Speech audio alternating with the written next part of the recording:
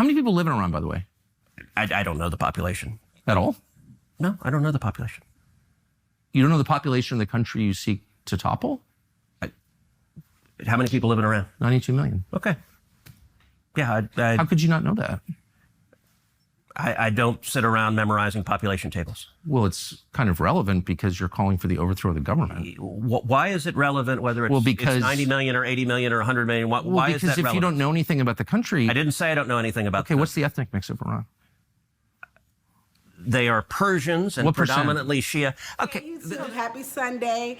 So yesterday I was taking a nap. And I woke up from my nap, and you guys know I consume the news like every day, all day. I watch the legacy media. I watch, of course, news coverage on social media, whether it's reading articles, all of the things. So I seen that, waking up from my nap, I seen that Donald Trump had sent strikes to Iran. Now, I am not an isolationist. I do not consider myself an isolationist. However, I feel like this war could have been avoided. I feel like this could have been avoided, but more so than that, let's talk about how unconstitutional this is. And the reason I want to talk to you guys about this is because I was on TikTok. I love TikTok. I was on TikTok and I basically did like a one minute video basically saying that this is unconstitutional. And I had so many people that were basically saying you're wrong. It's unfortunate, and I know I go back to this point throughout my videos because it's very true and it's very evident. The more you create content, the more platforms that you get on, you realize that people truly do not understand the Constitution and probably are okay with not adhering to the Constitution. Going to war, strikes, all of those things is in the purview of Congress. Congress is the legislative branch, which makes up the Senate and the House of Representatives. Donald Trump is in the executive branch. He is our president. However, it is not in his power, or it's not supposed to be in his power to declare war or strike against another country or any of those things without Congress. I think that's the thing that I'm most concerned about.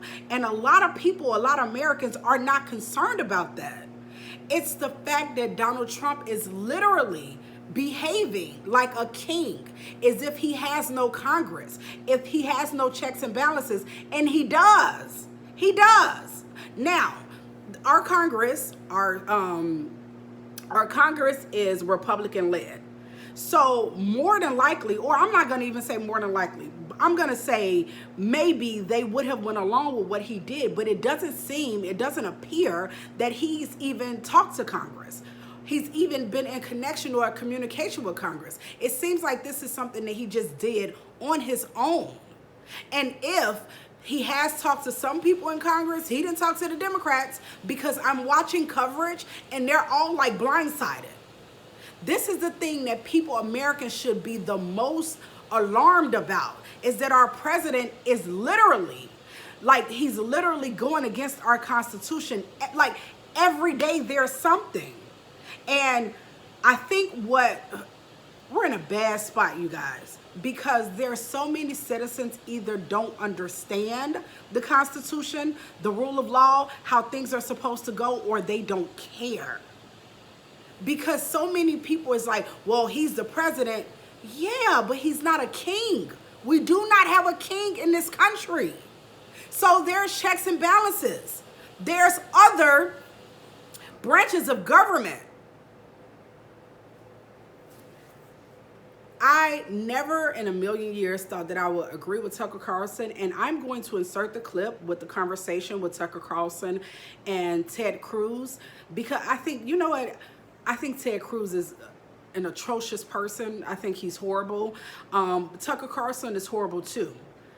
This is probably the only thing that I will ever agree with Tucker Carlson on in life. He's a pretty horrible person. However, when he said what he said when he was having a conversation with with Ted Cruz, I completely agree. Ted Cruz is in support of striking or bombing a country that he knows nothing about. And Donald Trump said that he didn't want to be in forever wars. He also has historically said that he was talking about Obama, saying that Obama was going to get us into war with the Middle East. All of the things that he crucified and criticized Obama on, he's literally doing those things. Furthermore, I know a lot of people weren't on board, especially people on the very far right. They weren't on board with the Iran deal, but the deal was in place. Donald Trump apparently dismantled the deal, and now he's striking Iran. Do people not understand what's going on? Are people not paying attention? Do they just not care? Or is everybody in their camps and they're just going to go along with whatever their person that wears their jersey? So if you're Republican, you're just going to be okay with this, even if it goes against your values. There's a section in the Republican Party that are isolationists. They say they're American first. So if they're isolationists and they say that they're American first, then going into war or striking Iran because of their dealings with Israel goes directly against what they say they believe.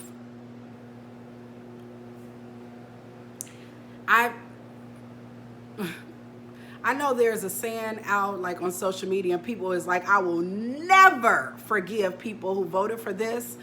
And I know people are just saying it, and you know, people just they'll forget about it. I won't. I will not, because none of this had to happen. This country is already in pain. People are already in pain. Americans already can't pay their fucking bills.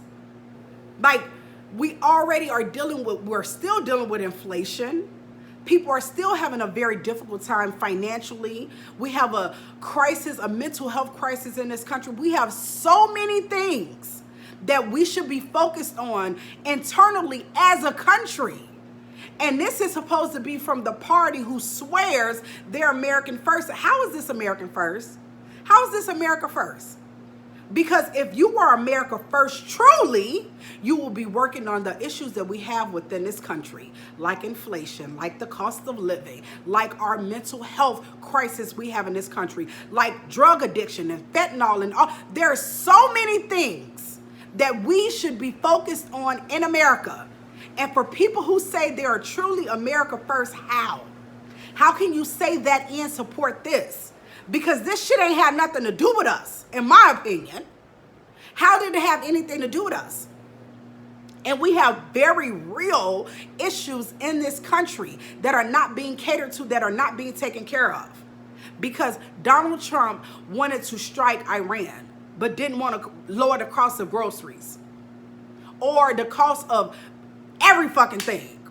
That's not a priority. Although he said on day one that will be a priority. I'm telling you, and I'm going to say it forever. The issue in this country, first of all, is the divisiveness, how divided everybody is. Because it's like the minute that you are Democrat or Republican or whatever, it's like the opposite side don't even want to hear from you. Or they want to, and this is another thing that I have to say. The one thing that I've learned creating content is people confuse them not agreeing with you being wrong. People will often say you're wrong. This is the reason we're in these crises, because people don't believe in facts. They don't believe in facts. It's like, if I don't agree with you, then you're wrong. No, you just don't agree with me. That doesn't make it factually inaccurate. People are just like, I said, well, I was on TikTok, because like I said, I love TikTok. I was on TikTok and I said, this is unconstitutional. It is. And the Constitution, Congress declares war or goes into war, whatever the terminology is. That's the responsibility of Congress. Somebody told me, you're wrong. Google is your friend.